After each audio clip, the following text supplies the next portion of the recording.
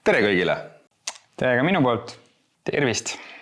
Tänases viljainfos teeme veidi teistmoodi. Räägime põllumeest Tootsist ja siin ongi teie ees 3 Tootsi, kes hakkavad kohe Tootsi asjadest rääkima.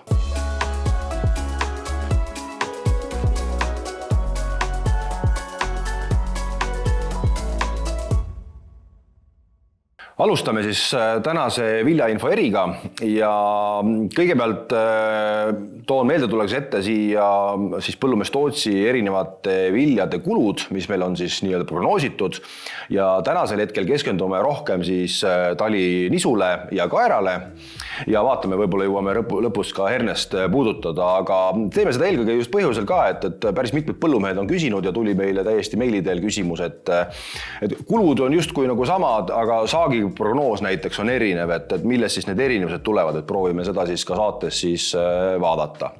Ja korrigeerisime tegelikult ka siis seda kuluprognoosi võrreldes varasemaga natukene ja nüüd teisel slaidil siin näitangi seda korrigeeritud versiooni, kus siis talinisu ja kaer on siis kergelt korrigeeritud.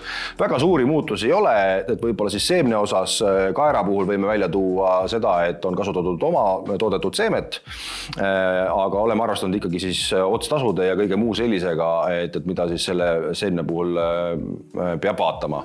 Ja talinisu puhul on siis väetusvoon veidikene suurem, sellest siis kindlasti Mikk natukene täpsemalt räägib, et miks see niimoodi on või miks need kulud siis suuremad on õigemini ja seda siis hakkamegi kohe lahkama. Aga alustame siis Mikk nisuga. Nisu on sinu pärusmaa praegusel hetkel. Just, ma olen siis see nisutoots praegu antud momendil ja see Tootsi põld, millest me siis täna räägime, sinna on külvatud talinisu sordiks on KVS Emil. Ja, meil on ka pilt sügisest. Jah, pilt sügisest oktoobri lõpust. Ja noh, tausti infoks sa küsisid ka, või ütlesid, et saagitasemed, just kui sa teed kõike samamoodi, aga saagitasemed võivad olla erinevad. Noh, ega seal on neid nüansse on väga palju. Noh, ilmastik on muidugi põhinüanss, aga see on see, mida me ise muuta ei saa. Mida me ise muuta saame, hakkame siis algusest minema. Hakkame külvist minema, sest juba seal on nüansid, et eelvili esiteks on oluline, et kas sinu eelviljaks on teravili, on see raps, on see liblikõieline. Antud juhul on siis meile sattunud väga hea eelvili, milleks oli hernes. Hernes ju teadupärast jätab mulda lämmastikku, haigusvaba mulla, et ka sellel järelkultuuril oleks seal siis hea kasvada ja mõnus ka talvituda. Väga oluline on, ma ikkagi pean see sisse tooma külvi aja ja külvise normi, et need on sorditi ikkagi, ma ütleks, et erinevad.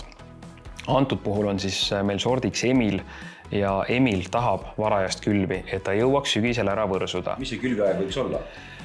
Mina ütleks Emili puhul augusti lõpp, septembri algus.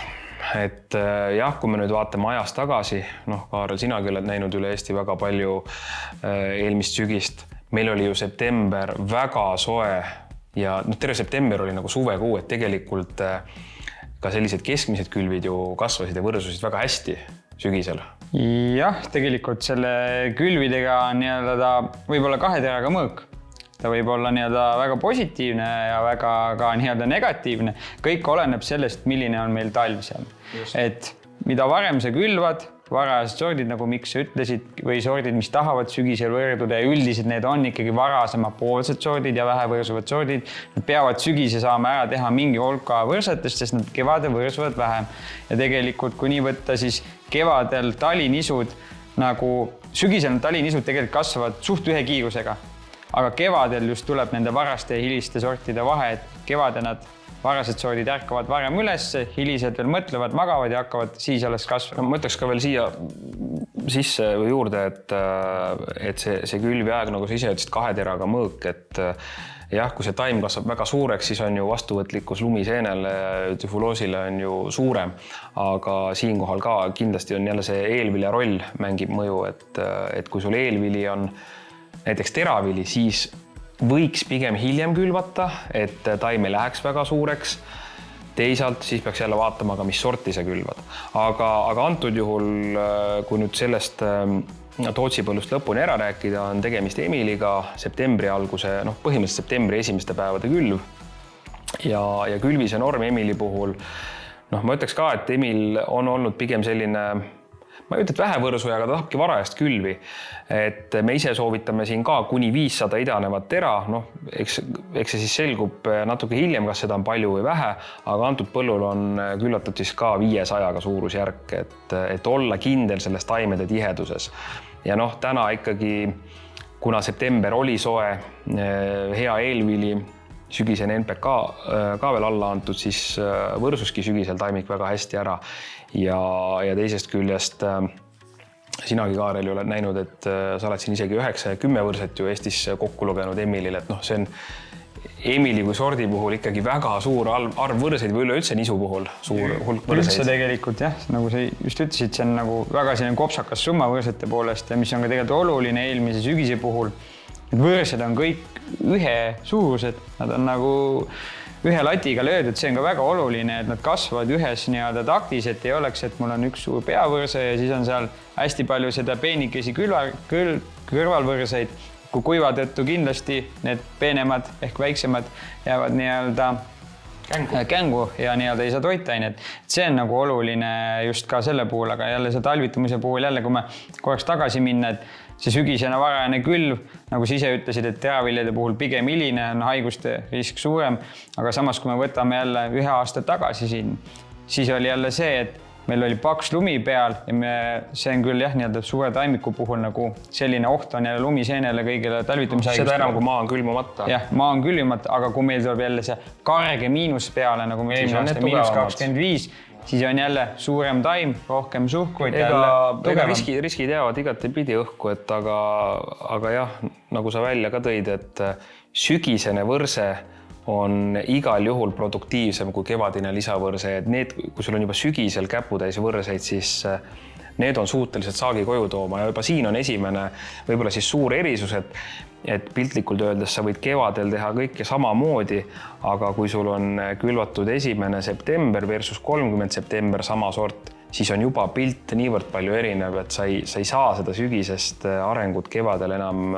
paljuski tagasi teha. No suures pildis on seal siis juba võrsete arv suure tõenäosusega erinev ja see talvitumise osa sõltub hästi palju. See sõltub ikkagi ilmast, et see on mõlemal juhul on riskid, et nii hiline kui varane külv on riskantne, et need on need asjad, mida sa ei tea ja sa pead lihtsalt tegema mingisuguse otsuse. Ja, aga sinu jutu võib-olla sellisest sügisest kokkuvõtteks, et kui sul sügisel ikkagi on tugev taimik, siis kui ta üle ei kasva su, ehk et sa suudad seda nii-öelda saaki või seda nii-öelda võrset siis kontrollida, kas siis kasvuregulaatoriga, siis selle tõttu ta võiks ikkagi eeldada, et ta elab talve paremini üle, kui need nii-öelda hiljem ja nõrgemaks jäävad. Sügisel ei ole seal väga midagi reguleerida, küll aga on erinevaid võimalusi siis talvekindluse nii-öelda suurendamiseks, parandamiseks, kindlustamiseks.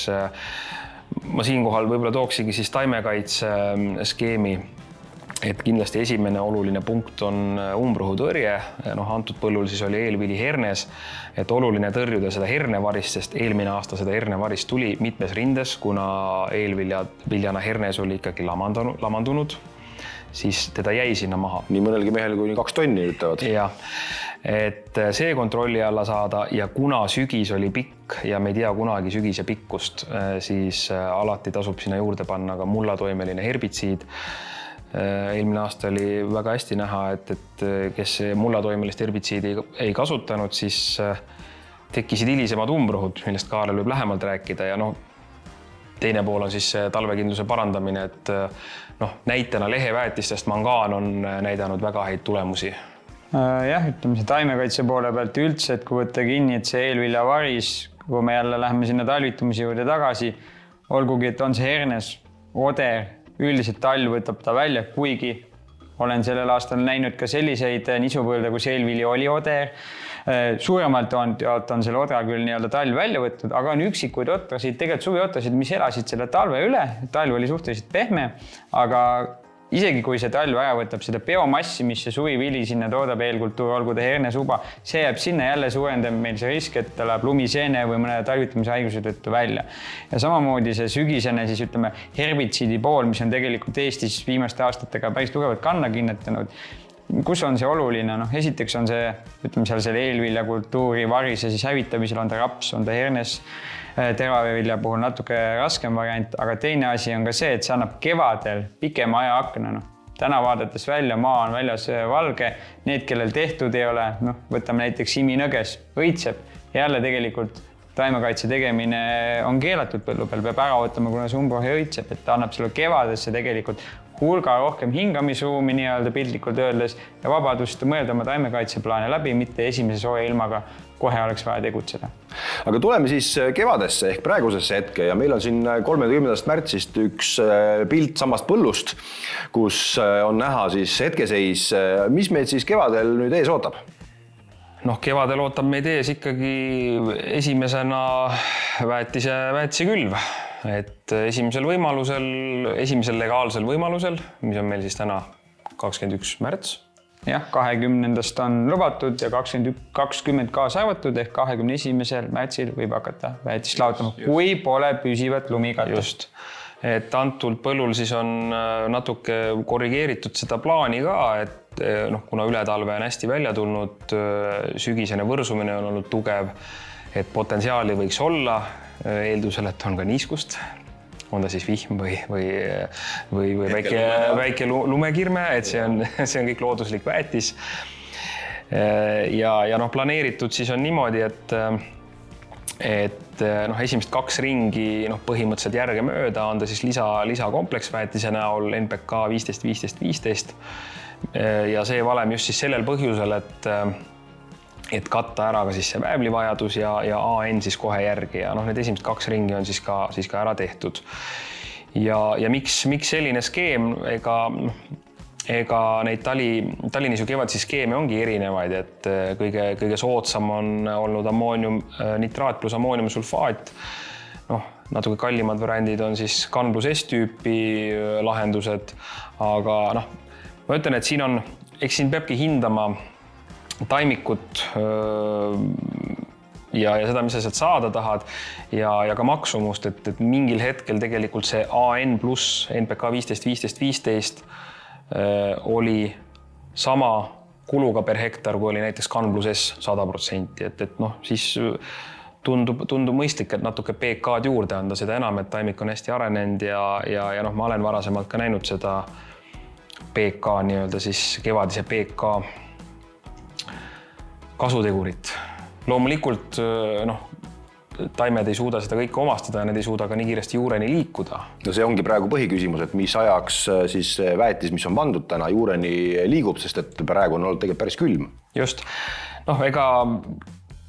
Kevadist niiskust peab ära kasutama, siin on ka erinevaid teooriaid selle väetamise kohta, et ühest küljest, kui taimik on sügisel hästi arenenud, ära võrsunud, siis kevadel seda võrsumist justkui nagu provotseerima enam ei peaks, et võiks nagu esimese ringi lämmastiku doosi vähendada. Samas teisest küljest meil on taimed ju täna juba võrsumise lõpp, kohati isegi kõrsumise algus, oled sa näinud mõnel pool? Tegelikult kui nii võtta jah, suured varased külvid, nagu me enne rääkisime, augusti lõpp, septembri algul, varased sordid, tegelikult kõõresõlmed on jõudnud moodustada juba eelmiseks nädalaks olid. Et seal on selline vaja leida kompromiss tegelikult, sa pead mõtlema läbi oma sordi omadused, vaatama natuke tegelikult pikemat ilmaprognoosi, kuidas sa töödega jõuad.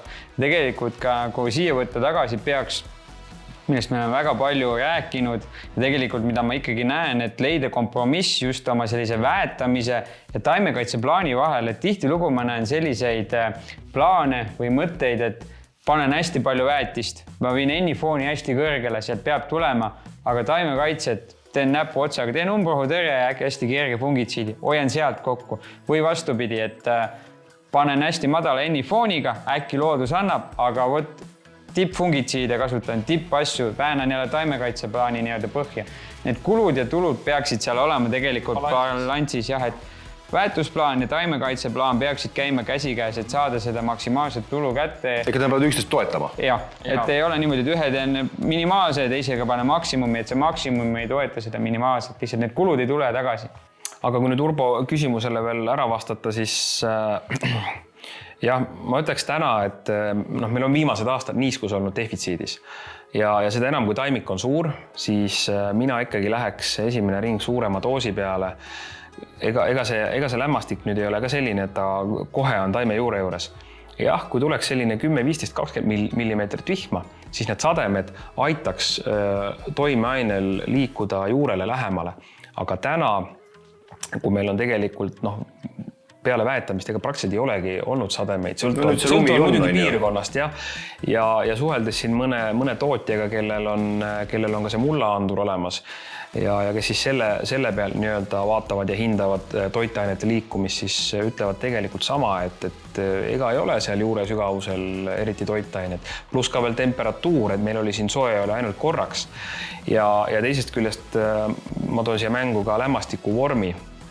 Et jah, nitraatlämmastik liigub niiskuse toimel ka ise sügavamale, aga endiselt, kui sademeid ei ole, siis see protsess on tunduvalt aeglasem kui sademetega koos. Ehk siis kõiki neid tegureid on vaja arvesse võtta ja hinnata ka siis hetke ja tuleviku ilmaprognoosi. Et lõpuks on see, et sa paned algul väikse koguse ära, aga kui lähebki kuivaks hiljem, on sul 2-3 nädalat ei tulnud ilkagi vihma.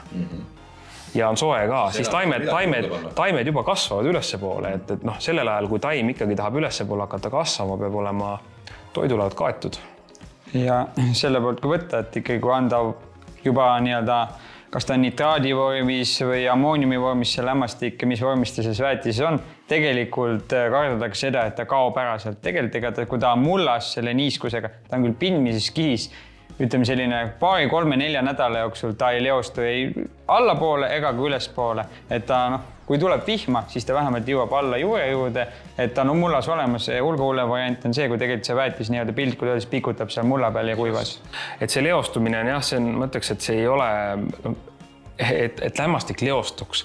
Sul võib tulema lühiajaliselt väga suur hulk sademeid, et kui nüüd numbritesse minna, eks see nüüd sõltub natuke ka mulla lõimisest, aga ma ütleks, et siuke 50, 60, 70 millimeetrit sademeid ja siin paari kuni mõne tunni jooksul, et kui tihti ja kui palju me oleme selliseid sademeid näinud. Ja kindlasti mul peab olema siis ka kerge, ehk selline ikka liivakam. Just, mida raskem maa, seda aeglasemalt ka uhutakse seda toimeainet alumistesse kihtidesse. Et loomulikult mingid kaod võivad olla ka siin pindmises kihis, aga lämmastikuvorm näiteks ammooniumvormi ju ka mullabakterid tarbivad, et mullaprotsessid oleks töös, aga kuna täna on temperatuurid ikkagi madalad ja siin meil on ikkagi öökülmad olnud, ka maa on külm, siis täna suure tõenäosusega ei toimu ei lämmastiku omastamist ega ka mullabakterite poolt tarbimist, sest maa on lihtsalt külm.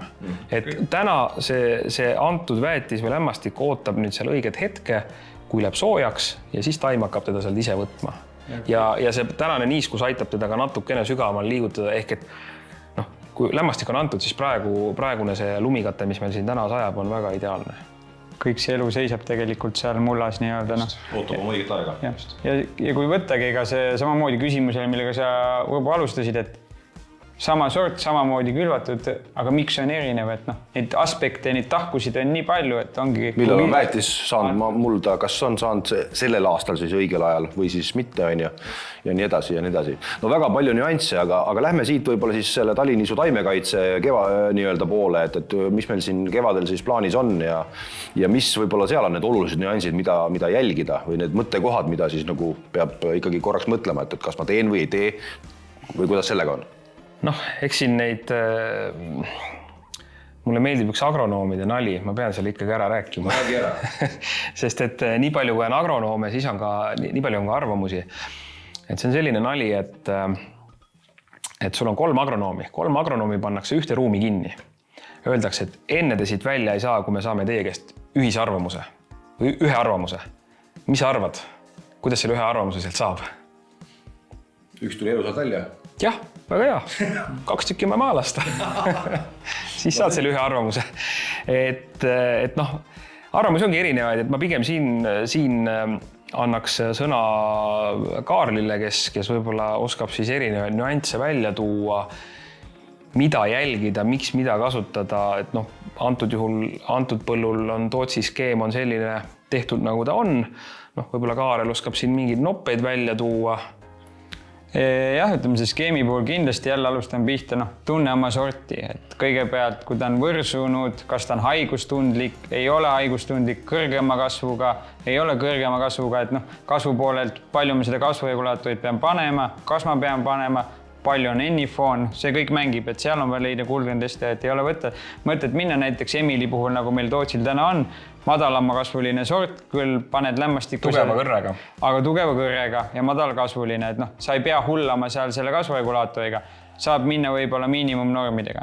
Ma tooks praktilise poole pealt veel ühe nüansi, enne kui sa edasi lähed, et ongi, et sa pead hindama, mis sul seal on, mis preparaate sa tahad kasutada ka herbitsiidi poole pealt, mis millega seguneb, et ega see pritsimine on või taimekaitsetööd on alati, ma ütleks, et üks kompromisside tegemine hooajal.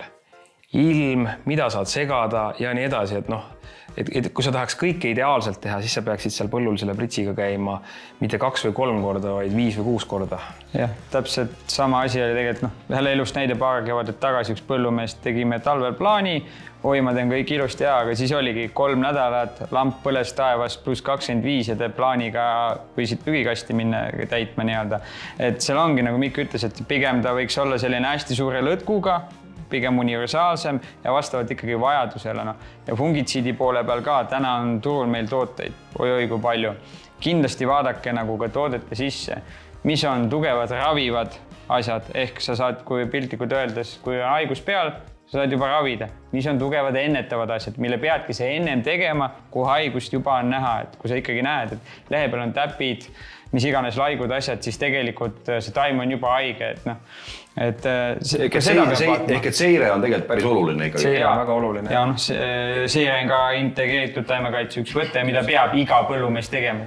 Just, ja sel kevadel, kui me nüüd tuleme jälle selle juurde tagasi, et taimik on väga hästi võrsunud sügisest, et siis on kindlasti see, ütleme, taimehaiguste seire on väga oluline ja eriti ma ütleks, et siin algusjärgus just jahukaste, et siin on ka ju mõned sordid on vastuvõtlikumad kui teised ja teisalt jahukastet oli Eesti erinevates punktides näha juba eelmisel sügisel kohati, et juba on tegelikult haigustekitajad olemas. Tegelikult ongi see, et üldiselt jälle loogika järgi haiguskindluse poolest, jahukaste poolest varajased sordid on vastuvõtlikud, nad lähevad ennem tihedaks, tekib mass ja jahukastele piisab tegelikult öistest kastetest. See, et meil nagu ülevalt vihma ei tule, aga kui on ikkagi maast aurumas ja ikkagi hommikul lähed põllu peale ja jalad on määred, siis jahukastele sellest niiskusest tegelikult täiesti piisab. Ja sealt edasi tulevad jälle kõik sellised lehelaiksused nisu puhul, mis on tegelikult olulisemad. Jah, mõni ütleb, jahukaste ei ole selline esimene haigus, mida küll peaks tõrjuma. Ta ei ole küll suuresti saaki vähendav, aga ikkagi ta on taime, kurnav. Ta on kurnav ja ma olen tegelikult näinud siin aastaid tagasi ka põldusid, kus see jahukaste ronis alt ülesse välja, et tegelikult oli päris kole vaate. Siis ta läheb koledaks. Jah, kui mõni täpp on all, ta kurnab seda, mina on hea näited olnud ikkagi selle poolt nagu inimeste poolt, et anna ka tugeva mehele 2 suurt sangpommi kätte, et las ta kõnnib päevad läbi, et ta ära ei sure, aga ta on väsinud. Sama loogika on tegelikult ka jahukastega taime puhul. Ma vaatan siin selle plaani peal on näha ka, et on märgitud ära mingi kasvufaas näiteks siin herbitsiidile, et ühesõnaga, mida ma siia võin võib-olla tuua ka kõrvalt vaatan, sest mina ise agronoomiat iga päev ainult kuulen kõrvalt, aga mida mina olen tähele pannud, mida meie inimesed räägivad ja mida ka põllumehed räägivad, on see, et jäädi hiljaks, tehti liiga vara aga samas ma kuulen ka seda, et mingid ained ei toiminud või mingid preparaadid ei toiminud ja siis tagantjärgi tuleb ka välja, et tegelikult oli see tehtud liiga valel ajal. Ehk et mida ma kuulen on ikkagi see ajastuse teema, et kui oluline teie arvates ikkagi see ajastus ikkagi on ja mis teha siis, kui sa näed, et see aeg ei ole päris enam õige? Kuna taimekaitse on, ütleme siis, keskmise Tootsi pärusmaa, siis mina ütlesin ainult lühidalt, et pigem tee natuke varem kui liiga hilja ja jälgi ilma, et kui asjad ei tööta, siis on tavaliselt liiga jahe. Seal ongi see täpselt, kui me tuleme tagasi, nagu ma enne rääkisin, et vaata toote sisse, mis on ennetav ja mis on raviv. Et kui sul on ikkagi selline toode, mis nõuab ennetamist ja sa näed põllu peal, et sul on haigus peal, siis ongi see, et sa teed selle toote ära ja ikkagi see ei tööta, sa teed kulu sinna, mis paneb lihtsalt Excelisse reale numbreid suuremaks. Pigem lihtsam oleks olnud tegelikult tänases mõttes see, jätta see toode endale lattu, vaheta see sellise toote välja, mis ravib, kui sul on nii-öelda haigus juba peal, et sa saad rohkem tolku sama raha eest, et ja samamoodi kõik väetamised, kõik asjad, igal asjal on tegelikult oma kõige parem ajaaken, et ei ole mõtet teha mingit asja näiteks, mida sa peaksid tegema võrsumise aega või lipulehes, lihtsalt sa teed kulu endale sinna Excelisse, aga tegelikult see saagi näol tagasi ei tule, et just ja kõige olulisem ongi see tegelikult lehe väetamise just väetiste puhul, et on kasvuvaasid, kus peavad toitained taimes olema. Kui teda ei ole, siis tegelikult sellised pea moodustamised, tera moodustamised taimel on ikkagi oma arengutsükkel, kus ta ära tehakse ja kui tollel hetkel ei ole, et sa võid pärast anda, aga see ei mõjuta enam. Ehk et siia talinisu lõppu võiks siis öelda tegelikult seda, et kui sa taimekaitsega või mingisuguse vahendiga oled hiljaks jäänud või jäämaas juba, siis mõtle 2 korda, pigem 3 korda ja tegelikult võiks konsulteerida ju iseenda halduriga Skandagara juures ja ka meie agronoomi nõustajad on kindlasti valmis aitama, aga seda saab teha siis, kui te ise meiega ühendust võtate. Aga lähme siit siis kaera juurde, et kaer on meil siis seemnekotis ja Kaarel, ole hea, et mis siis kaeraga või kaerapõlluga siis Tootsil tehtud on või ja mis siis plaanis on? Kaerapõlluga, nagu juba ütles, et kaer on kotis hetkel, põld on küntud. Eelmine aasta eelviljaks oli seal tegelikult suvioder, seetõttu sai ta ka küntud ilusti ära. Kaeradis läheb maha, aga põhimõtteliselt pidepunktid tegelikult, mida kaerajus üldsegi vaadata. Hakkame seemnest pihta, ütleme, on kindlasti sordivalik ja külvinorm. Kaer ei ole väga võrsuv sort, pigem seal ka, et ikkagi külvinormiga väga optimeerida ei saa. Ikkagi minimaalselt 450, 500, midagi sinna vahesse ikkagi jah. Sõltub muidugi külvi ajast, et tõesti, kui sa varakult külvata siin aprilli keskel, võib natukene allapoole tulla, aga jah, nagu Kaarel ütles, ega suviviljadest nii kaer kui suvinisu, meil ei ole tavaliselt ilma sellel hetkel, kui ta võrsuda tahab, et pigem olgu natuke tihedam. Pigem täna ikka praktikas, mis mina näen, et 500-550 sinna vahemikku. Ikkagi soomlased minu meelest kasutavad ka ju suuremaid norme. Et saada see üks kindel peavõrse. Ja siit võib-olla ongi hea küsimus, Kaarel, kas sa tead, et mida siis võib-olla soomlased teevad teisiti, sest et kui ma vaatan mahukaale, mida soomlased saavad keskmiselt, siis nende nii-öelda miinimum on ikkagi 560, meie esimene klass hakkab seal 540, et vahe ikkagi on päris suur. Ja siin ütleme, olen suhelnud ka soomlastega ise ja siin eelmine aasta viljelusvõistlusel oli ühe Soome mehe hea ettekanne tegelikult kaera kohta, et jah, nemad ütleme, nende miinimum on meie maksimum põhimõtteliselt see 540, et nemad sihivad 600 mahukaalu, see on ikka kõrged. Ja mis nad teisiti teevad tegelikult, ütleme, pigem herbitsiidi poolt ei kasuta selliseid sulfuroon-tüüpi herbitsiide, TBM-id, ergonid, sellised asjad, et kasutavad selliseid MCPA, Ariane, Mustang Forte tüüpi lahendusi ja teine oluline asi on muidugi lämmastikufoon. Kui meie ikkagi oleme harjunud siin kaar jääb sinna 70-80-90 kanti, siis seal ikkagi lämmastikufoonid kaeral on 120-30. Et saada seda tera võimalikult suureks ja külvise norm on neil jah selline 525 on miinimum, 550 seal vahel nad mängivad ja kolmas tegelikult kõige olulisem asi on ka selline kasvu reguleerimine. Kuna nad panevad palju sinna lämmastikku, siis peab seda kasvu reguleerima. Ja siis teiseks on ka sorteerimine, et mitte ükski kaer ei lähe põllult ära ostu ilma, et oleks kuskilt sorteerist läbi läinud. Sorteerimine on raudpolt sees, alati igal kaerel. Aga kasvu reguleerimise poolt, et nemad ei kasuta siis selliseid rahvakeeli meil CCC tüüpi kasvuregulaatorid. Et nemad kasutavad ehk meie mõistes regutsiili, et tüültriinek saab paki toimealisi kasvuregulaatorid. Miks ütlevad ka, et see võtabki mahukaalu, nõksuke jälle maha. Mitte siis regutsil ei võta maha, vaid see CCC mõjutab negatiivselt. Et see CCC mõjutab negatiivselt, et see regutsil ei mõjuta negatiivselt, et tüültriinek saab paki toimeained ja kui sa kokku võtad, et igalt poolt natukene, et ta tõmbabki selle algse mahukaalu juba maha. Mäletad, Urbo, eelmine aasta käisime siin Euroopa suurte selbetehastes ka ja seal tegelikult ka räägiti sama asja, et ega nad väga ei taha seda CCC-d kasvuregulaatoril näha. Nad ikkagi mingid jääkaineid sealt kaerast leiavad, mis neile ei meeldi. Midagi sealt leiavad ja ega neile ei meeldinud see tõesti, et nad ikkagi jälgivad seda pool samamoodi, nii et ikkagi oluline on vaadata, mida põllu peal teha. Ja kui täna võtta juba jälle rahaliselt poolt, nagu me täna Tootsi asja siin vaatame, siis tegelikult, et selle CCC hind, vanasti oli hästi hea odav lahendus, mis nagu toimis. Tänaseks on selle CCC hind või siis teile analoogid hind nagu tõusnud.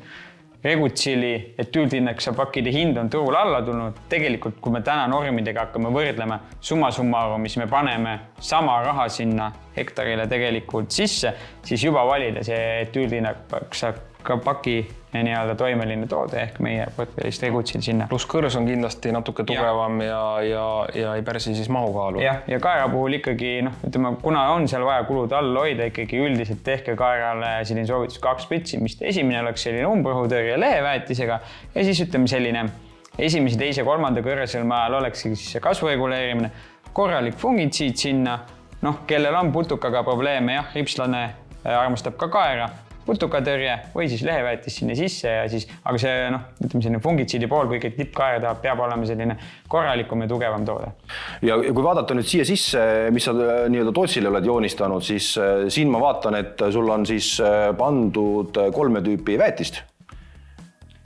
Tegelikult siin on pandud nii-öelda rahalises mõttes on joonistatud jälle nii-öelda 3x15 peale see põhiväetis, aga kuna lämmastikufoon ei lähe sealt ülesse, siis on külvi ette visatud ära täiesti tavaline AN, et saada see stardilämmastik ülesse ja siis selline viiemaane 1/3, 1/4 on jäetud pealt andmiseks, kui nii-öelda see niiskust on ja olud on head ja tegelikult, et ennifoon seal Tootsi põllul on 90. Mis on ka mõistlik, et tõesti, kui sa 3x15 kasutad külviga koos või külvi ette normiga 200 kilo hektaril ja sealt saad ainult 30 enni, et liiga riskantne. Seda enam, et kui meil ikkagi neid kuivaperioodi on liiga palju, siis me ei pruugi hiljem selle AN-iga või suure koguse AN-iga õigeaegselt peale saada. Ehk siis tegelikult väga õige lähenemine, et osa ette ära visata, et anda see 2/3 ennist ikkagi ära.